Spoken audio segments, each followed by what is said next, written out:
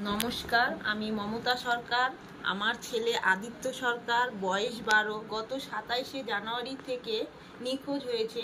বেলা 11:30 12টা নাগাদ কোনোভাবে জংশনে চলে গেছে। জংশন থেকে ট্রেনে করে মানে ও ট্রেনে উঠে গেছে কোনোভাবে। ট্রেনে উঠে কেউ ওকে আমরা নিউজে ছাড়ার পরে কেউ ওকে দেখেছে কুচবিহারে, কেউ ওকে হাওড়ায় দেখেছে, কিন্তু আমরা সেখানে গিয়েও পরে ওকে আমরা খুঁজে পাইনি। সিসি ক্যামেরায় দেখেছি, কিন্তু আমরা ওকে খুঁজে পাইনি।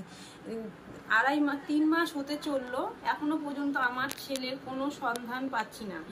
আমরা দিদির কাছেও গিয়েছিলাম, দিদিকেও আবেদনপত্র দিয়েছি, কিন্তু আমরা কোনো দিক দিয়ে সাহায্য পাচ্ছি না। মিসিং ডায়েরিও করেছি, থানা থেকেও আমাদের কোনোভাবে কোনো দিক দিয়ে আমরা সাহায্য পাচ্ছি না। আমার ছেলেটাকে এখনো পর্যন্ত ফিরে পাচ্ছি না। 3 মাস হতে চললো। যদি কেউ প্লিজ দেখে থাকেন, দয়া করে আমাদের দেওয়া নাম্বারে 8653961483 এই নাম্বারে কল করবেন।